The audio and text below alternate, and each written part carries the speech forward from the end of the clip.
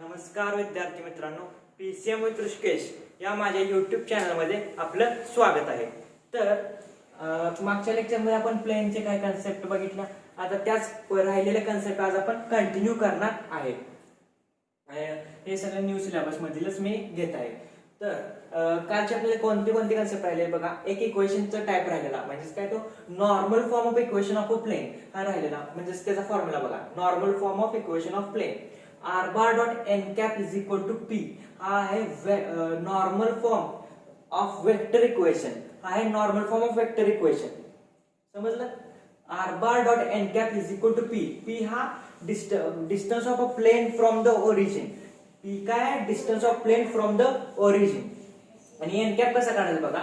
n cap म्हणजे काय असतं? n म्हणजे असतो नॉर्मल वेक्टर. नॉर्मल वेक्टर आपण magnitude of that normal vector काढायचा. समजलं? Normal form of equation of plane. आता आपण बघूया काय कंडिशन्स बघूया काय बघा.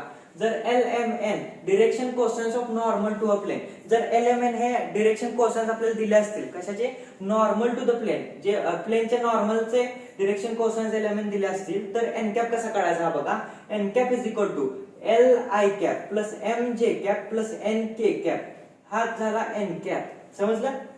n कॅप कसा काढायचा जर एलिमेंट हे डिरेक्शन कोसाइन्स दिले असतील तर. तर आता नेक्स्ट बघूया बघा. Lx plus My plus Nz is equal to p.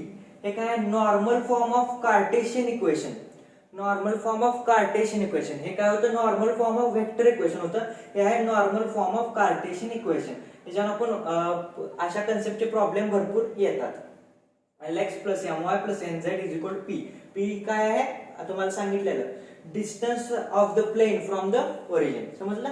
आता यावरच्या कन्सेप्टवर आपण एक प्रॉब्लेम बघूया बघा. तुम्हाला काय दिलंय? Distance of plane from the origin p is equal to 6 units दिलाय. इज इक्वल टू 6 युनिट्स आणि नॉर्मल वेक्टर दिले तुम्हाला.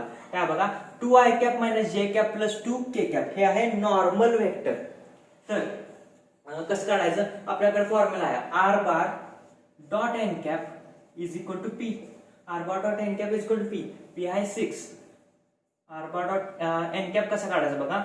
n cap is equal to normal vector upon magnitude of normal vector, म्हणजेच 2i cap minus j cap plus 2k cap upon magnitude कसा काढणार? Root मध्ये 2 square 4 minus 1 square plus 1 plus 2 square 4, म्हणजेच आपण route 9 आलं म्हणजेच 3. म्हणजेच कसं लिहू शकतो त्याला? 2/3 i cap minus 1/3 j cap plus 2/3 k cap. समजलं? कसं काढायचं? हे झालं n कॅप. आता हेच ह्या टर्म मध्ये आपण पुटअप करूया बघा. इथं 2/3 i cap minus 1/3 j cap plus 2/3 k cap. k cap is equal to काय आहे बघा? इज इक्वल टू p, म्हणजेच is equal to 6. This is equal to 6. p आहे आपल्याला 6 युनिट दिलेला आहे. म्हणजेच काय? r बार डॉट हे 3 जे डिनॉमिनेटर मध्ये आपण ते तिकडं इज इक्वल टू तिकडं, म्हणजे 6 इंटू 3 होईल, म्हणजेच 18. म्हणजेच बघा 2i cap minus j cap plus 2k cap is equal to 6 3 जा 18 इज इक्वल टू 18. हे झालं तुमचं इक्वेशन. समजलं? Normal form of equation vector equation. This is normal form of vector equation. आता आपण हे कन्सेप्ट तुम्हाला नक्की समजलेच असेल. तर आता आपण नेक्स्ट कन्सेप्ट बघूया. तर हा क्वेश्चन बघा. फाइंड काय क्वेश्चन बघा. Find the coordinates of foot of perpendicular drawn from the origin to the plane. काय इक्वेशन दिले? 2x plus y minus 2z equal to 18. Equation काय? ए म्हणजेच काय? Standard equation ax plus by minus plus cz equal to d. म्हणजेच abc म्हणजेच direction cosines. abc म्हणजेच direction cosines काय असणार आहे? 2 1 आणि -2. काय? 2, 1 आणि -2 हे आपल्याला मिळाले direction ratios. Sorry, direction ratios आहेत abc. 2 1 -2 मिळाले.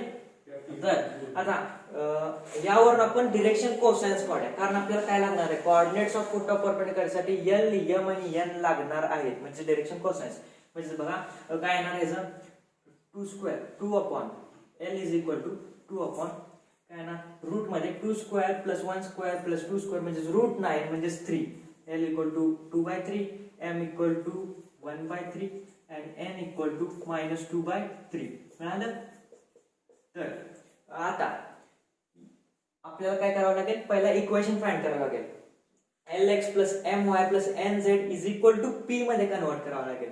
म्हणजेच बघा L इंटू x म्हणजेच 2/3x plus 1/3 y plus minus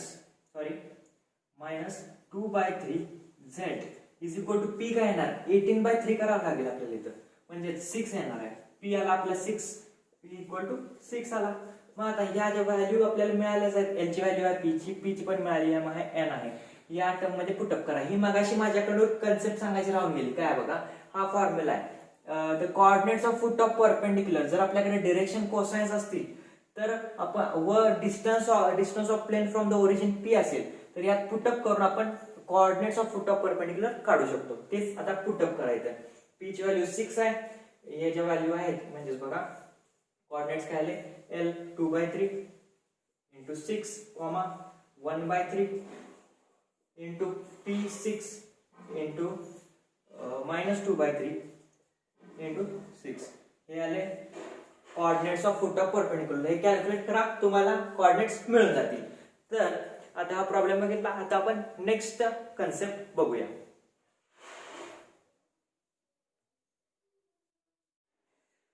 तर आता हा क्वेश्चन बघा, reduce the equation r bar dot n bar equal to 8 आहे. म्हणजेच काय दिलं 3i cap minus 4j cap plus 12 cap. हा आपल्याला n बार दिलाय, म्हणजेच नॉर्मल वेक्टर दिला टू द नॉर्मल फॉर्म. कशाला नॉर्मल फॉर्म मध्ये रिड्यूस करायचं. नॉर्मल फॉर्मचा फॉर्म्युला काय r bar dot n cap is equal to p. हे कन्फ्यूज होऊ नका, n बार आहे n cap काढायचं आपल्याला. नॉर्मल फॉर्म म्हणजेच बघा याला नॉर्मल फॉर्म मध्ये कन्वर्ट करण्यासाठी आपल्याला n बारचं n वेक्टरचं मॅग्निट्यूड काढावं लागेल. n बारचं मॅग्निट्यूड म्हणजेच काय ना रूट मध्ये 3 square plus 4 square plus 12 square, 3 square 9 plus 4 square 16 plus 12 square 144. म्हणजेच काय ना बघा 169 येणार, 169 येणार, बरोबर ना. तर म्हणजेच काय ना मॅग्निट्यूड काय येणार इक्वल टू 13. म्हणजेच डायरेक्ट डिवाइड करा r bar dot n cap. म्हणजे r bar dot इक्वेशन काय आलं आपल्याकडे n cap म्हणजेच 3i cap minus 4j cap plus 12k cap upon 13 is equal to p काय येणार बघा काय दिले 8 upon 13 येणार, 8 upon 13. म्हणजे p ची व्हॅल्यू आली आपल्याकडे. आपल्याला काय काढायचं होतं distance of a plane from the origin काढायचं. म्हणजे p काढायचं होतं. म्हणजे आलं p इज इक्वल टू पहिल्याच आन्सर आलं p is equal to 8 upon 13. आणि सेकंड आन्सर काय direction cosines of normal. Direction cosines काय येणार म्हणजे 3/13 येणार, 4/13 येणार आणि 12/13 येणार.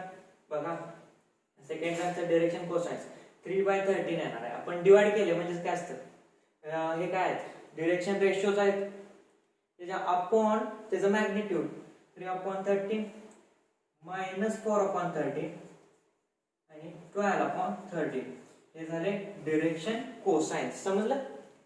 तर या व्हिडिओमध्ये आपण काही प्रॉब्लेम बघितले, काही कन्सेप्ट बघितला. तर ज्या राहिलेल्या ज्या ॲक्यूट अँगल थीटाच्या ज्या कन्सेप्ट आहेत ना ते आपण नेक्स्ट लेक्चर मध्ये बघणार आहे. आणि त्यानंतरच्या लेक्चर मध्ये आपण सिरीज वाईज एक्सरसाइज पण सॉल्व्ह करणार आहे. त्यामुळे चॅनलला प्लीज सबस्क्राईब करा. व्हिडिओ आवडला असेल तर लाईक करा व सर्वांसोबत हे चॅनल शेअर करा. Thank you for watching this video till the end.